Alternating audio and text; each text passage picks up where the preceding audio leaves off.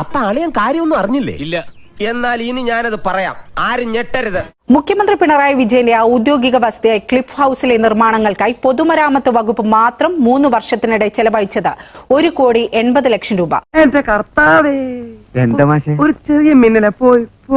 കാലിത്തൊഴുത്തിന് 23 ലക്ഷവും ചാണകക്കുഴിക്ക് 4,40,40,000 രൂപയും ചെലവഴിച്ചു. അച്ഛൻ പറഞ്ഞു ഇതിലും ഭേദം കട്ടപ്പാറയായി കക്കാൻ ഇറങ്ങുന്നതാണെന്ന്. ഊരാളുങ്കൽ ലേബർ സൊസൈറ്റിക്കാണ് ഏറ്റവും കൂടുതൽ തുകയുടെ നിർമ്മാണത്തിൽ കരാർ നൽകിയത്. നിനക്കതൊക്കെ എങ്ങനെയാ സാധിക്കുന്നത്? ഉമ്മൻചാണ്ടിയുടെ കാലം വരെ ആർക്കും കടന്നു ചെല്ലാവുന്ന ഇടമായിരുന്നു ക്ലിഫ് ഹൌസ് എങ്കിൽ പിണറായി വിജയൻ എത്തിയതോടെ അവിടം അതിസുരക്ഷാ മേഖലയാക്കി പ്രവേശനം തടഞ്ഞു. തോന്നി അതങ്ങനെ വരൂ, അതങ്ങനെ സംഭവിക്കൂ. ഈ ലോകത്തിന്റെ ഒരു പോക്കേ. ചില മുതലാളിമാർക്ക് മാത്രമാണ് അടുക്കള വരെ പ്രവേശനമെന്ന് ജില്ലാ കമ്മിറ്റികളിൽ വരെ വിമർശനമുയർന്നു.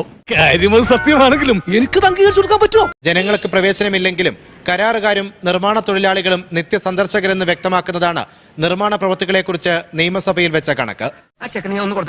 വേണ്ട സർ, വിവരമുള്ളവർ എന്തെങ്കിലും പറഞ്ഞെന്ന് വെച്ച് വിവരമില്ലാത്ത സാർ എന്തിനാ മറുപടി പറയാൻ പോകുന്നത്? മുഖ്യമന്ത്രിയുടെ വസതിക്കായി മന്ത്രി മുഹമ്മദ് റിയാസിന്റെ വകുപ്പ് മാത്രം 2021 മുതൽ ചെലവഴിച്ച കണക്കാണ് വെളിപ്പെടുത്തിയത്.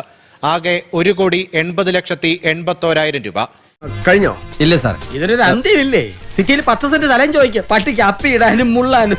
ഏറ്റവും കൂടുതൽ തുകയായത് സെക്യൂരിറ്റി ഗാർഡ് റൂം നിർമ്മിക്കാൻ 98 ലക്ഷം. ഏത് സ്ഥാപനത്തിനും ചീത്തപ്പേരുണ്ടാക്കാൻ കച്ചകെട്ടി നടക്കുന്ന ചില ചെറ്റകളുണ്ടാവും, ഇവിടെയുണ്ട്. അതാ ഈ അവതാരം. ഒരു നില മാത്രമുള്ള വീട്ടിൽ ലിഫ്റ്റ് വെക്കാൻ 17 ലക്ഷമാണ് ചെലവാക്കിയത്. ഒരു നില മാത്രമുള്ള വീട്ടിൽ ലിഫ്റ്റ് വെക്കാൻ 17 ലക്ഷമാണ് ചെലവാക്കിയത്.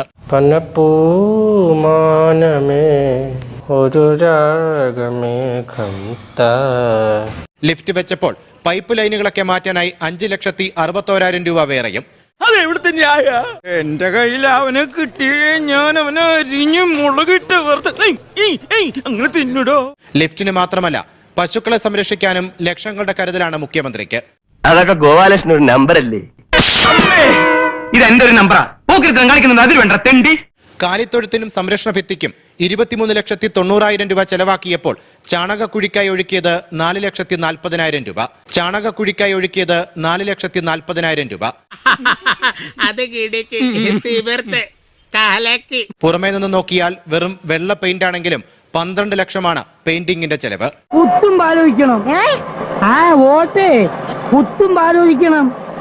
കണ്ട അണ്ടനും അടവണ്ണൊക്കെ വോട്ട് ചെയ്താൽ ഇങ്ങനെയൊക്കെ ഉണ്ടാവും.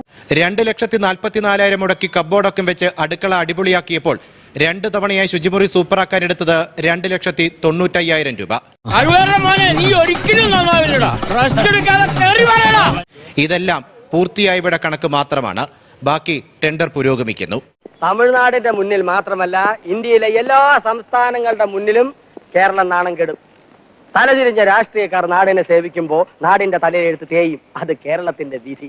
LDF വരും, എല്ലാം ശരിയാകും. ബാക്കി നമുക്ക് നാളെയാക്കാം. ശരി.